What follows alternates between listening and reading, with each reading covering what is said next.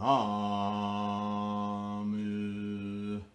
Myoho Renge Kyo.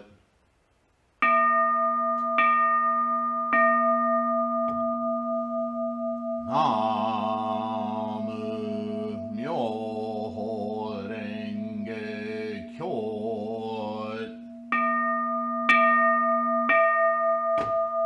Namu Myoho Renge Kyo.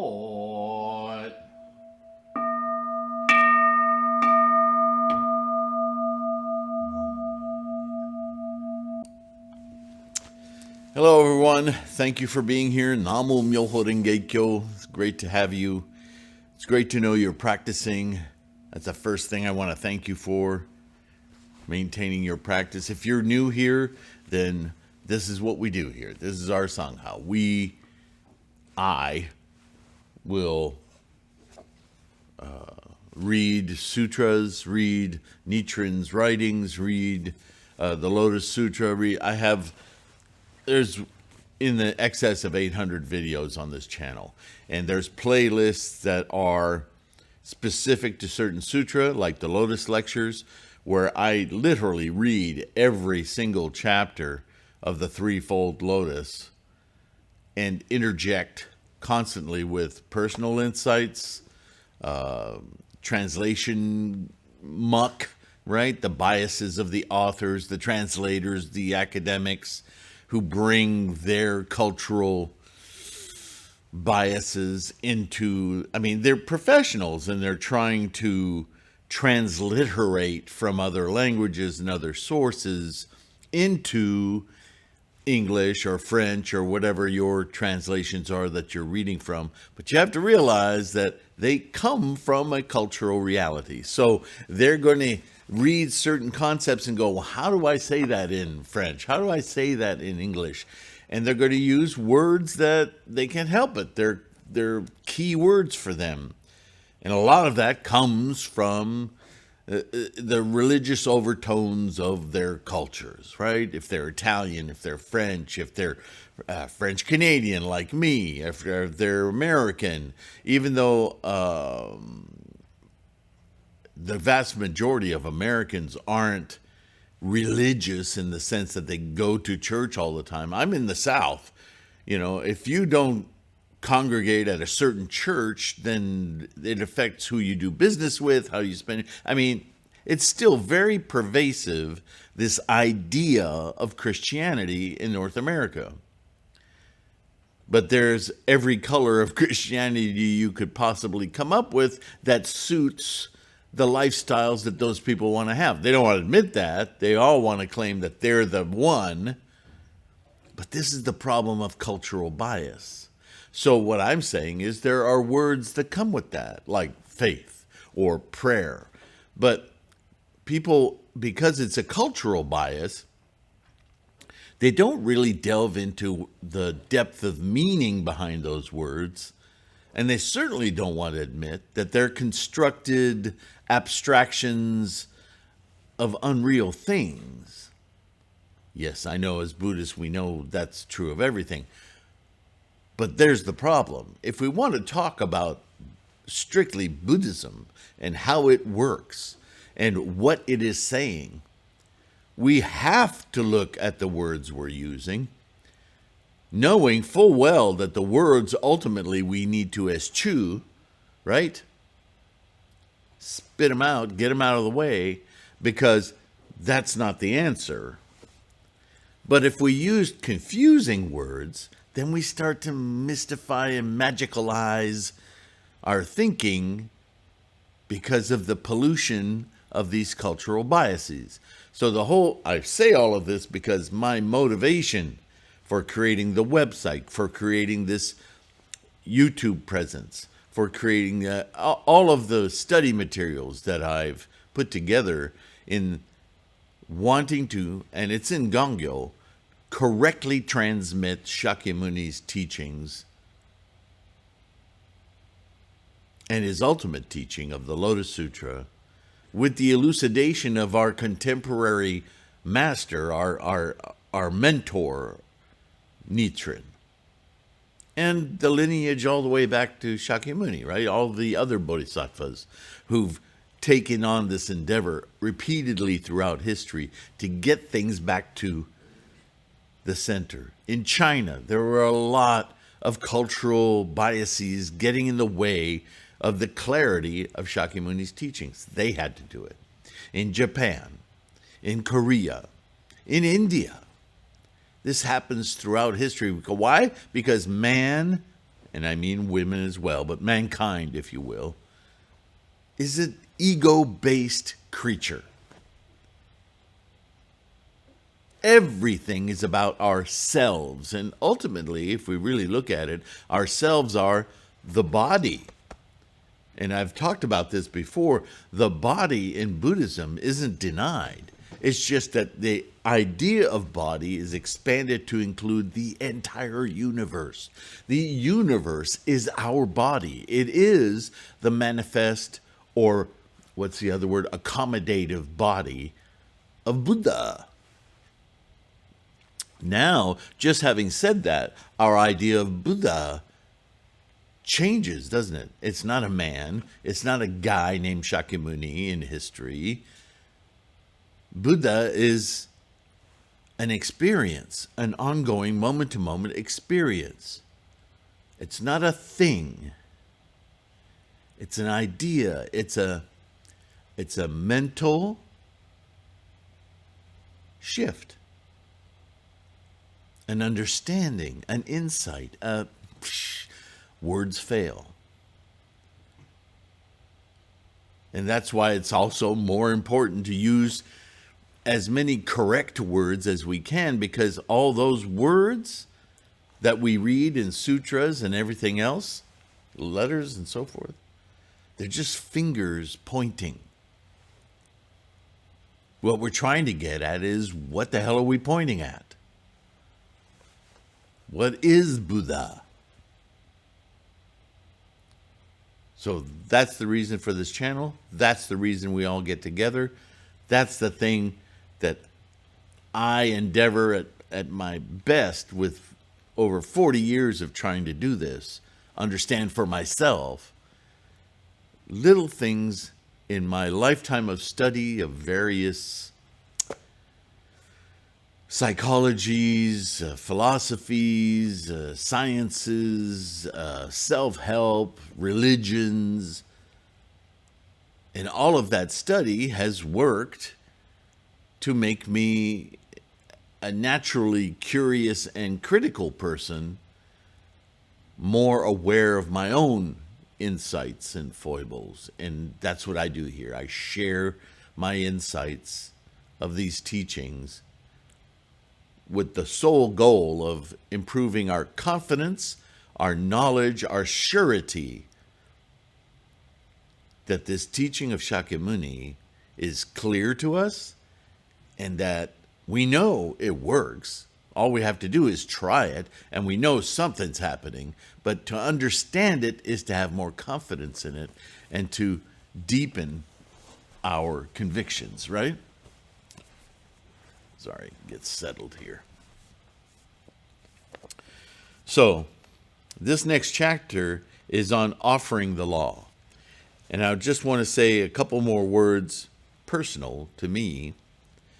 Many of you may know, and you may not know, that I have been a fine artist painter for decades.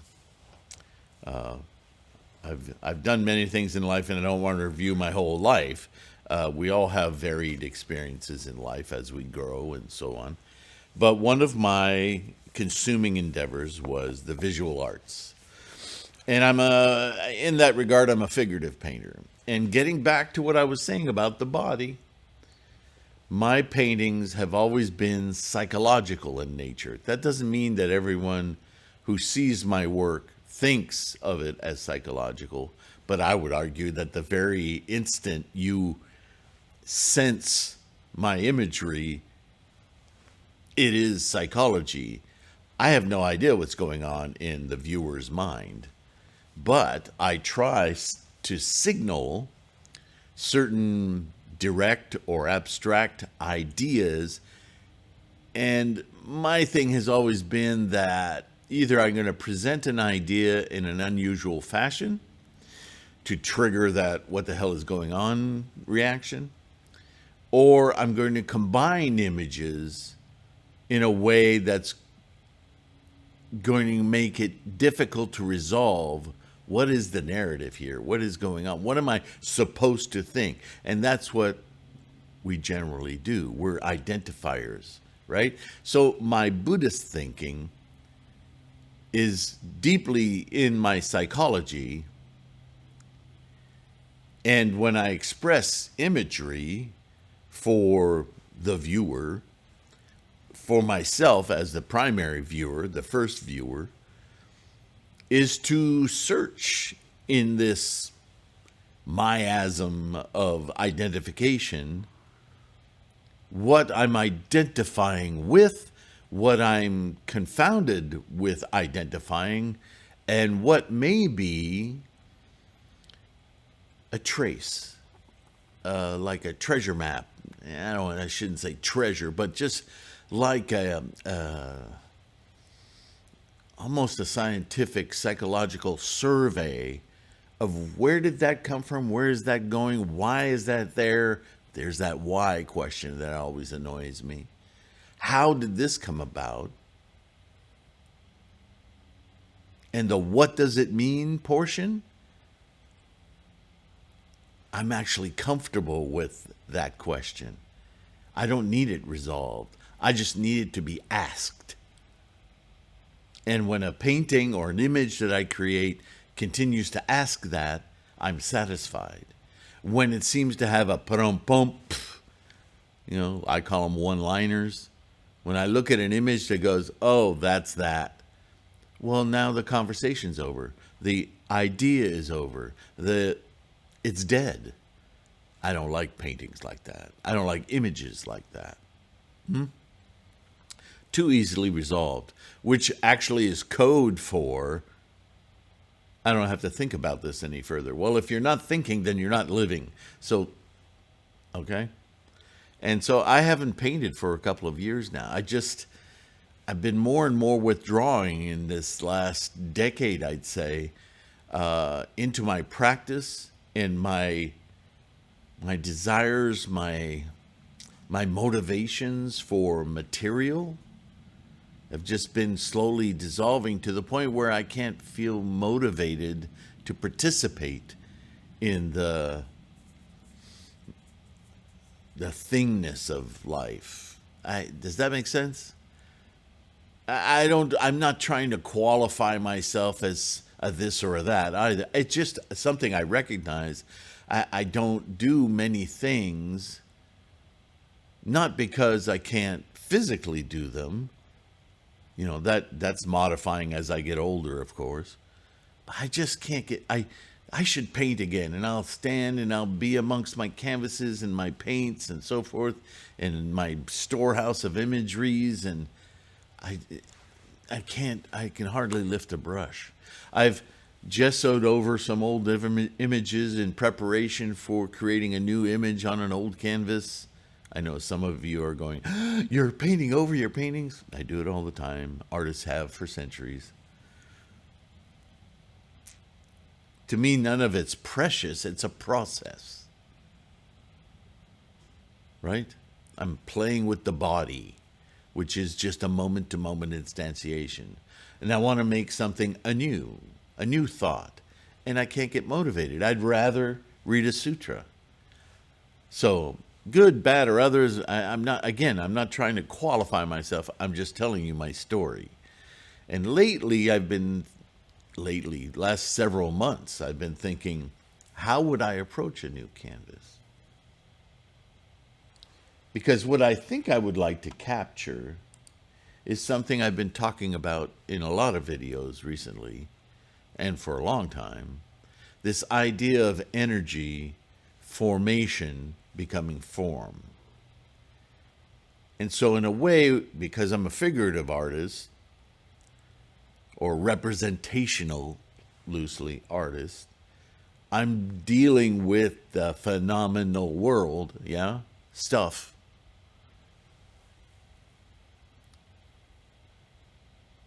But yet, my realization is deeper and deeper with every day of my practice that stuff is just this moment to moment formation, instantiations of formations of potential energy. How can I convey that in a static, visual imagery?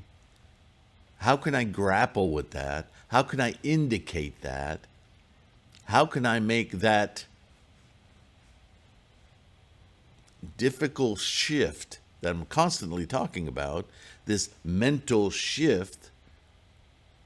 How can I exist as Bodhisattva, making the painting, at the same time indicating Buddha-ness, that shift, that things aren't things, that things are just a flow of energy like us, constantly manifesting with this engine of life, this constantly in flux formations energy of you, me, chair, painting.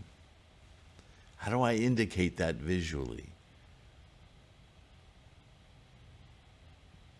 You might say Nichiren figured that one out first with the mandala.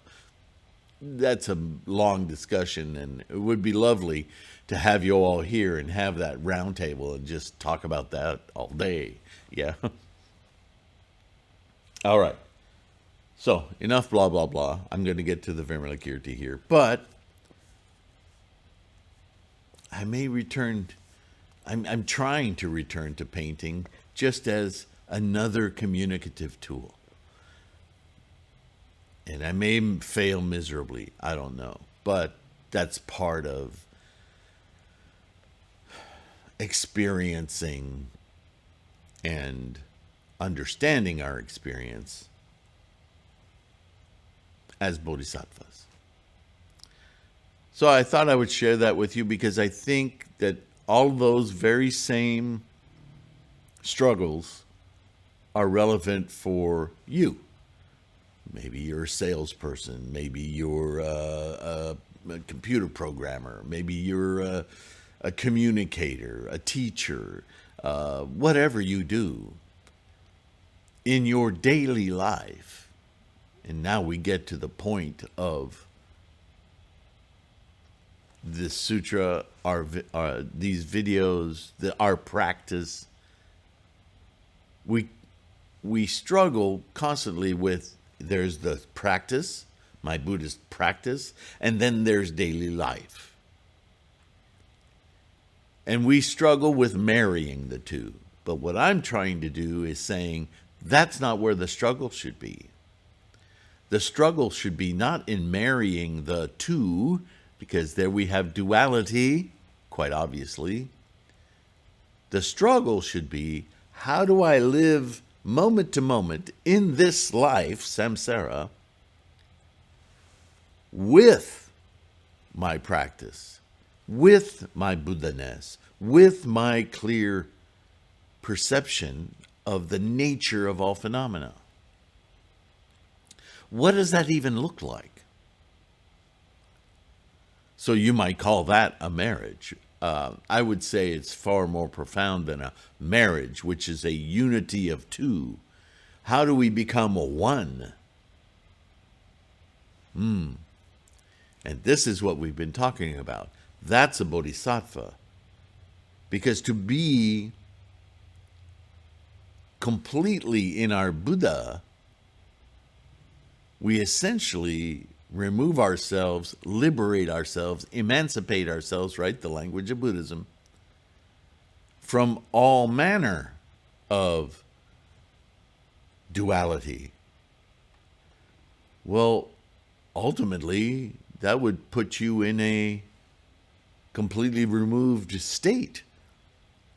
Well, obviously, we don't want that.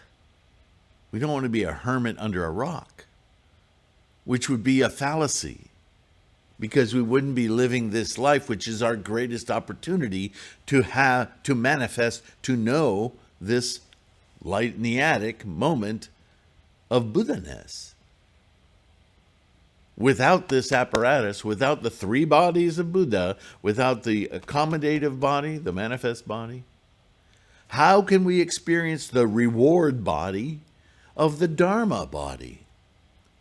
Only here in samsara can we do that. And the path to doing that, the way to do that, the prescription to doing that is to be a bodhisattva. So stop trying to be this mythical idea of Buddha as a version of you, and instead understand that Buddha is the mind of a bodhisattva. This world, this land, doesn't change and become another land. This land is where you express and experience Buddha as a bodhisattva. A bodhisattva is simply the manifest body of Buddha. And the practice is the reward, and the enlightenment it brings is the Dharma. Right? So this is why I'm vexed by returning to painting, because it is an opportunity for bodhisattvaness to instantiate. You could argue, though, that painting is a way of permanentizing a moment, isn't it? If you think of a painting as a static thing, yeah. But I've already described to you, I'm not trying to create a static thing. I'm trying to create a portal of an experience, a question, a what, question mark, is going on. I'm trying to transmit a searching. So then my painting becomes a finger pointing at something. Can I do it? I think I already have, but the question is, what am I pointing at? So now I want to reinvigorate my motivations to create fingers pointing, but I want them to point at Buddha, Buddha-ness, this manifestation, moment to moment. Right? It's kind of like on Star Trek, where the transporter, the human beings just turn into a bunch of little light particles, and then they come back the same way. Little light particles, boom, human being.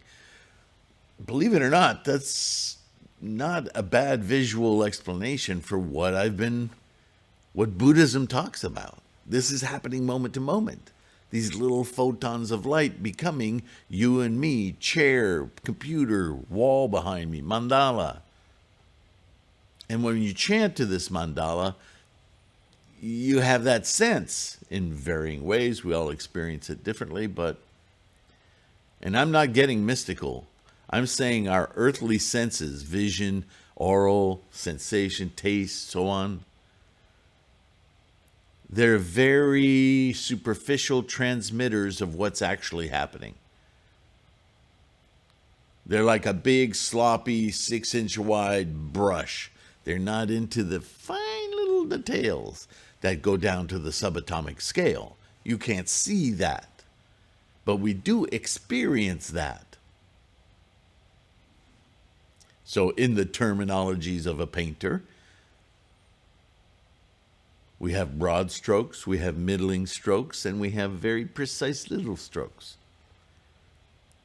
So if we can be informed in our daily life by the information, the Buddha wisdom of those tiny, tiny little strokes in an electron microscope that we can't make a brush for because it's just too huge compared to the minutia of what's actually happening moment.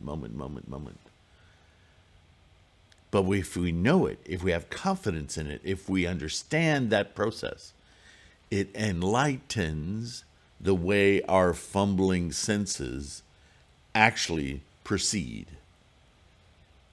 And without seeing the minutia, we can see it in our minds. We can perceive the strokes, the broad strokes, for their construction. And that's what we've been talking about in the Vimalakirti, isn't it? Our constructed world. So how do we talk about this to other people? Because it's important. If everyone understood this, even as poorly as we think we might understand it ourselves, or I mean, you may understand it far better than I, but this is our discussion, yeah? How do we bring other people into this discussion? How do we raise their curiosity? Well, we've already talked about that. We just simply chant with them. But, not everybody is at that stage of curiosity. Some people need to be comforted as a friendship, and you need to create relationships where you nurture this kind of curiosity. This is going to sort your friendships out quite quickly, actually. Because if you remain focused on your practice, there are certain types that will stay away from you. You'll never know them. And other types that are in your environment that there won't be anything constructive to keep your relationships going. So quite naturally, you will attract like minds, even if they don't know it, and you will push away those that would influence you poorly and take you away from your practice. It may not be obvious, but it will happen. This is that aura of influence of the practice, yes? It does the work for you. So the offering of the law. Let's just get into it, shall we? Because I'll talk for an hour about this other stuff. At that time, Shakra Devanam, or Indra, spoke up from the great assembly, addressing the Buddha in these words. World-honored one, though I have heard hundreds and thousands of sutras from the Buddha and Manjushri, I have never heard one with such astounding freedom of action, transcendental powers, and unfailing grasp of the true reality.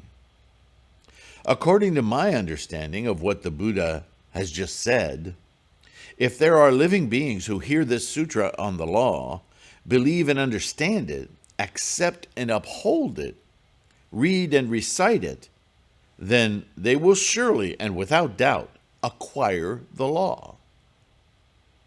Buddhahood, yeah?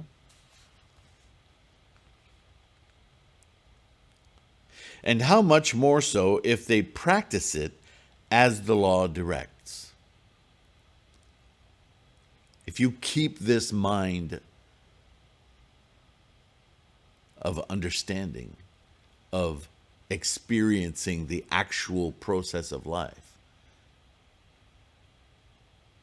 how could you avoid enlightenment?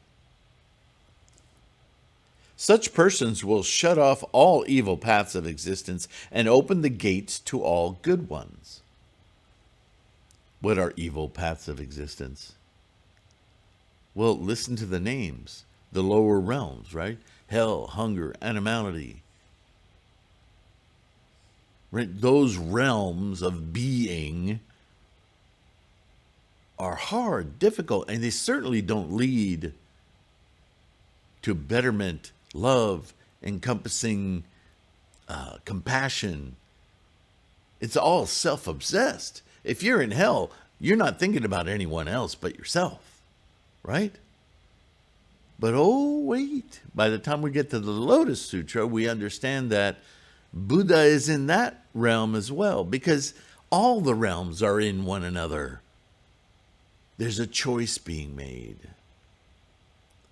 3,000 potential directions to go with tendencies and conditions in every moment. And I've talked about the duration of a moment. And we talked about Mr. Planck and his minimal period of time. A physics and mathematics exercise. But believe me, it's so minute, you can't wrap your head around it. Enough to know, though, that there are so many moments occurring in each moment of thought, we can't possibly be aware of all the little decisions and influences that we are manifesting in our karmic train of tendencies and conditions that then lead us very superficially with our earthbound senses of samsara to make decisions. It's amazing we make decisions at all, to direct our thoughts in a certain way. I mean, this is the game. This is the mechanism that we're investigating as Buddhists. How do I influence so much decision making toward life-affirming behavior rather than letting myself slip into habit energies that are visceral, self-obsessed, that they don't lead to liberation. They just lead to more attachment, collecting, gaining, losing, right? We're barely conscious, if at all, of that stuff going on. Every now and again we go, well, how do I keep ending up in this situation? Bingo! In Buddhist terms, you're letting the monkeys run your mind. You need to get your mind ahead of the monkeys. There's a visual, right? Maybe I put a bunch of little monkeys on my paintings. Okay.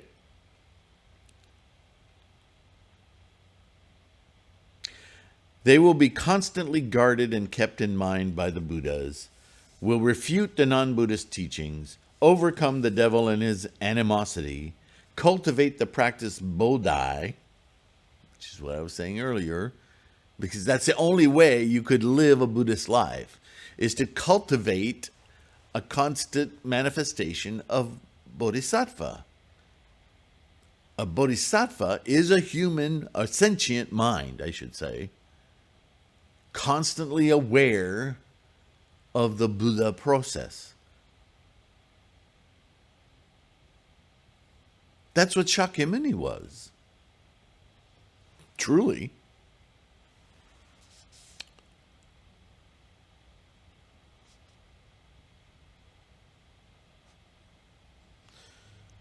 And rest secure in the place of practice, following in the way trod by the thus come one. Bingo! I just said it. You want to fully actualize your Buddhist practice? Namu Myoho Renge Kyo? It should be in every footstep you take as a human being. Namu Myoho Renge Kyo. Hi, Namu Myoho Renge Kyo. How are you doing today, Namu Myoho Renge Kyo? Oh, I'm just fine, Namu Myoho Renge Kyo. Everything is this process of life. I'm going to read it again. Cultivate and practice Bodhi and rest secure in the place of practice. Rest secure in the place of practice. Exist in your life, samsara, within the context of your Buddhist practice.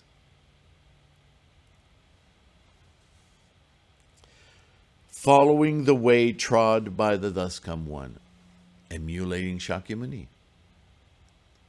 In this instance, he didn't say Shakyamuni, he said thus come one, living in Buddha.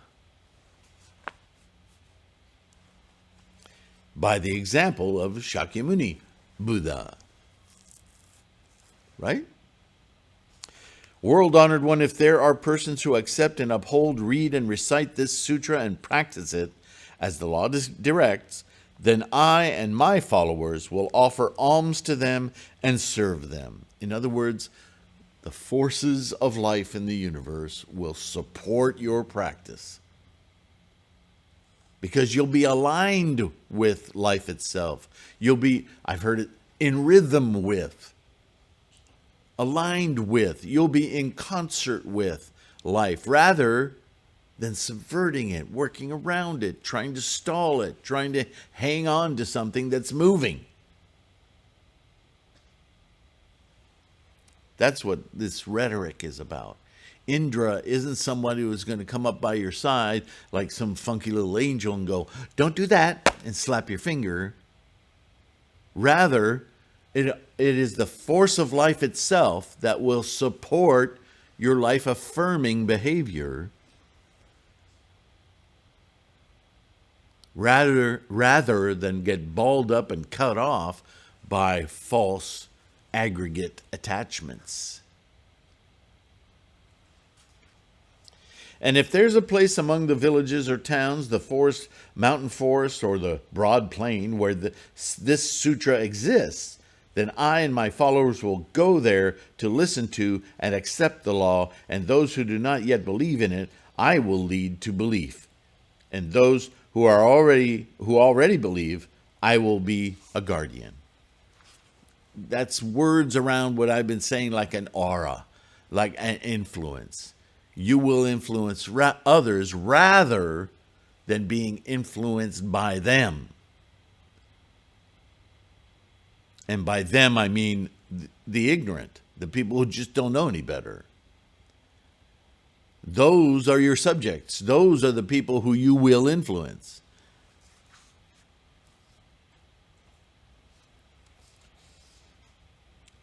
The Buddha said, Shakyamuni said, "Excellent, excellent heavenly Lord, it is just as you have said, and I will assist you in your joyful task. This sutra expounds in comprehensive manner the Anuttara Samyak Sambodhi of the Buddhas of the past, present, and future, which is beyond comprehension." There's that beyond comprehension thing again, right? Because you can't capture it in words. It's an experience of enlightenment, of seeing things as they really are, just masses of energy forming in myriad ways with habit energy, looking like they're permanent but not, because everything in each moment is modifying. Nothing is static. Therefore, Heavenly Lord, replace Heavenly Lord with energies of the universe. What was the word I used earlier? Universal forces, right? If good men and good women accept, uphold, read and recite, and make offerings to this sutra, they are making offering to the Buddhas throughout time, or timelessness, or without beginning. However you want to term that idea of time into moment-to-moment instantiation. See? Past, present, and future. Those, again, that's a cultural attachment aberration that ends up in these translations as though they were real things. But we've already done away with that idea in previous chapters. So why is it being used now? It's a fallacy and it could misdirect your understanding. So let me disabuse you of that, yeah? Heavenly Lord, functions of the universe. Suppose this 1,000-millfold world were as full of the thus come ones as it is of sugarcane, bamboo, reeds, rice, hemp plants, or forest trees. Suppose there were that many enlightened minds, right? If there were good men or good women who, for the space of a kalpa, or less than a kalpa, were to revere and honor, praise, and make offerings to them and provide for their well-being, and if after those Buddhas had passed away, these persons built towers adorned with the seven treasures, there's that number again, 7 treasures. Now, if you've studied Buddhism for a while, you know that they put specificity to those treasures, jewels and all sorts of things. But they figure prominently in Nichiren's letters as he defines Namu Myoho Renge Kyo, 7 characters. That's what we chant. That's what we invoke the law with. The law of what? The law of moment-to-moment instantiations, life itself. To house the relics from each Buddha body, towers so broad that they cover the four continents and so high they reach to the Brahma heavens, their central pole richly decorated, Namo Myoho Renge Kyo, the central pole of this mandala. This teaching repeats itself so often that we tend to forget and get lost in the words, and Shakyamuni himself cautioned against that. And if these persons made offerings of all kinds of flowers, incense, necklaces, flags, pennants, and music, all of them most refined and wonderful kind, and did this for the space of a kalpa or less than a kalpa, Heavenly Lord, what is your opinion? What do you think would happen? Would these persons have thereby planted the seeds of many rewards, many merits? Would they have changed the directions of life itself?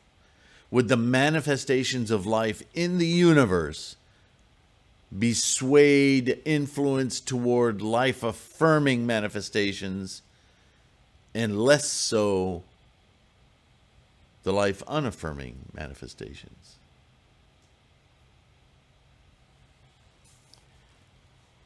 Shakra Devanam replied, "Of many blessings indeed, world-honored one, if I were to spend 100,000 million kalpas, I could never finish describing all of their rewards and merits."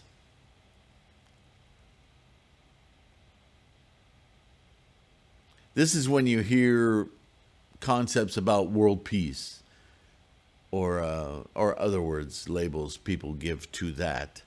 It's a goal of propagation, and this is what these paragraphs are talking about. What do you think? If you gain liberation, emancipation, your life is altered forever, right? But just think, if all of the lives that you touch were working toward that same goal, what would the world look like? Can you even imagine it? The Buddha said to the Heavenly Lord, "You should understand that if there are good men and good women who, on hearing this sutra on the emancipation beyond comprehension, believe, understand, accept." Now listen to these adjectives. Believe, in other words, have strong confidence. How do you have confidence? Understand. How do you understand? By study, yeah? Accept, because the more you study and the more you experience, the more your conviction grows. Then with all that conviction and understanding and commitment, you uphold it, because why wouldn't you? And as you uphold it, you need to keep that engine primed. You read, study, recite, chant, practice, and practice it. In other words, all of the above. Their rewards will be even greater than those of such persons. Why? Because we're Bodhi. In the act is the enlightenment. It's not something you wish for and it comes with a song. It's something you accomplish, and to accomplish it is to put action to it. And as I've said before, action with energy, karma. And this is karma. This is actual karma. Your energy, your freight train of tendencies and conditions is all this energy manifesting moment to moment. And you can influence all of those manifestations toward enlightenment rather than attachment. It's that simple.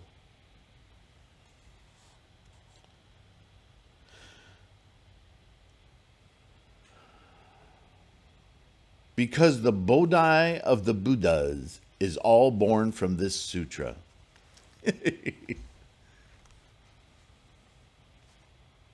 The marks of Bodhi are beyond limit or measure, and for that reason their rewards are immeasurable. I love this sutra. The Buddha then said to the Heavenly Lord, a countless asamkhaya number of kalpas in the past, there appeared in the world a Buddha named Medicine King. Thus come one worthy of offerings, of right and universal knowledge, there's the universe again, perfect clarity and conduct, well gone. You remember where that word construct comes from, right?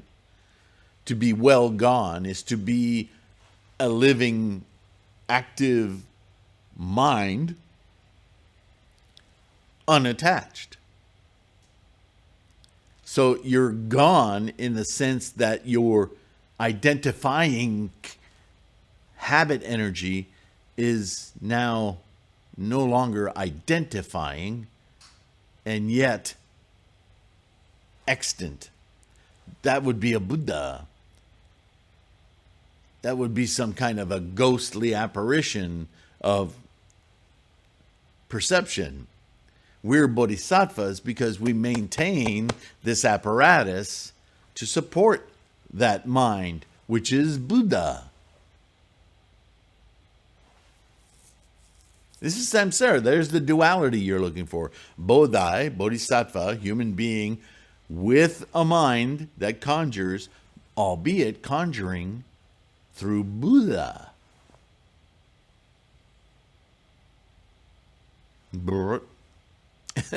Yeah? So there it is.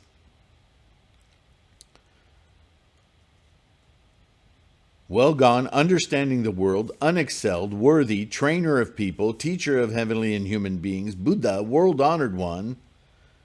The phrase following the name of the Buddha constitutes the conventional 10 epithets or honorable titles for a Buddha. His world was called Great Adornment, and his kalpa was called Adornment.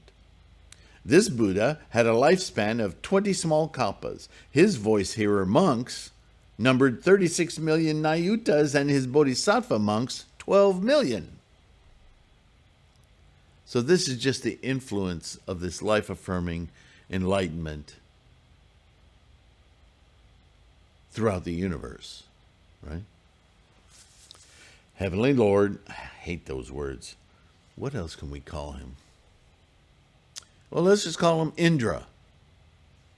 I mean, that's who it is. That's the personage we've given to these universal forces, yeah? It's a leftover from India. So Indra, at that time, there was a wheel-turning sage king named Jeweled Parasol, who possessed all the seven treasures again, and ruled over the 4 continents of the world. This king had 1,000 sons, upright, valiant, capable of overpowering their enemies. At that time, Jeweled Parasol came with his followers to make offerings to the thus come one Medicine King, providing him with all he needed for his well-being. Very supportive. He did this for 5 whole kalpas, and when the 5 kalpas were over, he said to his sons, "You too." How many sons? 1,000 sons? He was busy. His wife. Oh, man. Obviously, we're talking about great time periods and the evolution of minds. Mankind, if you will. Whatever the apparatus was to emerge this sentient mind, yeah? You too should make offerings to the Buddha with the same deeply searching mind as I have shown.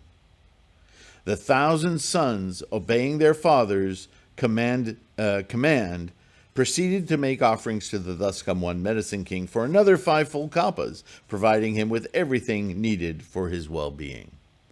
So this is just an illustration to remind you that when you practice your enlightenment, when you practice daily your Buddha mindset, as you bring it into the samsaric world through your Bodhi life, the very nature of the universe will support you in doing that. Now, at times you'll realize that and you'll feel like you're a golden whatever. But at other times, we'll have some great fears, doubts, and obstacles, and we'll wonder if this whole thing has been us fooling ourselves. But don't be then pulled, in Buddhist language, right, by that devil, Dairakune no Mao, and all of the Sansoshima, right? Understand that that is the negative karma, the negative energies that you've accumulated over time that are trying to make space for themselves. They're trying to express. But that only happens when something is ready to disappear. And so you have to redouble your conviction, because whatever the nature of those obstacles can be, and they can be quite serious, appearing quite serious, if you redouble your knowledge of Buddhahood and understand moment-to-moment instantiation, then you can poof them out of existence, quite literally, with your mindset. Those great challenges are moments of great leaps of understanding and depth of Buddhahood. So don't shy away from them. Challenge them head on. Right? I'm not saying it like it's easy. I understand. But you must be determined. You must maintain resolve. If you slip, that obstacle will continue to grow and it will seem insurmountable. You control the monkeys. Shut those little buggers up by meeting their challenge. One of the king's sons, named Moon Parasol, sat all alone thinking to himself, isn't there some offering that is better than these? Well, it's kind of an honorable thought. Then, through the Buddha's supernatural powers, the mind, a heavenly being appeared in the sky and said, good man, the offering of the law is the finest of all offerings. How do you defeat an obstacle? How do you make the greatest offering, commitment to your practice, to your enlightenment? Namo Myoho Renge Kyo. We know this because we practiced the Lotus Sutra. Back in this day of earlier Mahayana teachings, they hadn't quite gotten there yet, but they're talking about it. The son asked, what is the offering of the law? You know. The Indra said, you should go and ask the thus come one medicine king. He will explain to you in detail the offering of the law. And because I've gone on over 50 minutes now, I want you to have time to consider this, even if it's only a day, these teachings. So I'm going to pause here, and we will take up the Medicine King Buddha's answer to this one of 1,000 sons trying to emulate his father's good work as a bodhisattva. What should I do? How can I do? I want the best possible foot forward. What is it? How do I do it? Go ask Medicine King Buddha. After all, it's a Buddha, right? So we have that to look forward to mañana. Thank you so much for being here. Thank you for, don't forget to like, subscribe. It helps push the algorithm, right? So we can do our bodhisattva bit. If you can do more, go to Patreon or PayPal me. You see the links in the video to support this endeavor. You know, it is samsara and it has a cost spiritually, but financially. So if you can support in that manner, Namo Myoho Renge Kyo, your donations go straight to your Buddhahood. They don't, I'm just a tool, a vessel, just like we all are. I'm doing my best to be Bodhi. And in doing that, I need computers, I need the internet, I need the stuff just to help me communicate, to help you, to encourage you in your practice. And you know what? It encourages me because that's Bodhi. So we're all benefiting from this channel. Thank you. Thank you for your practice. Thank you for your support. However you choose to do it. Yeah. All our efforts, mine and yours, go toward Bodhi. Manifesting our clarity, our enlightenment.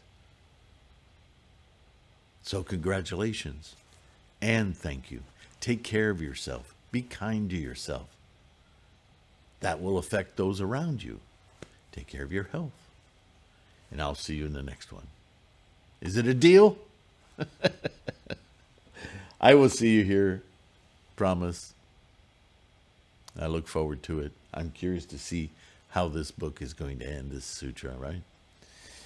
And in the meantime, bye for now.